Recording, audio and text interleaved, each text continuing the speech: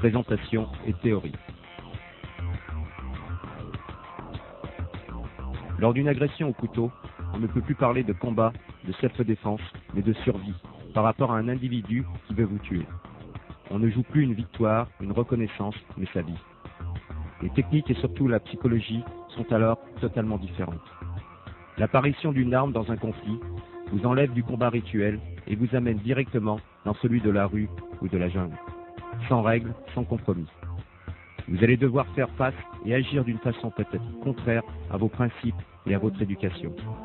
Il va falloir avoir la capacité de passer rapidement d'une attitude de combattant d'arts martiaux à un instinct de survie sans état d'âme. La riposte devra être rapide, efficace et brutale. On pouvait penser qu'il existait des techniques secrètes permettant de se débarrasser de n'importe quel agresseur. Mais plus on avance dans l'étude du combat, plus on se rend compte que l'homme est plus important que la technique. C'est souvent soi-même qu'il faut apprendre à connaître et à gérer. Notre cerveau, si vif dans certaines occasions, est souvent paralysé par des peurs, des émotions, des principes ou une éducation. La technique est importante, mais ne représente qu'une partie de la self-défense. La préparation mentale, physique et intellectuelle est tout aussi importante. Ce que nous verrons dans le chapitre sur les éducatifs qui permettront de développer, outre les réflexes, la mise rapide en condition.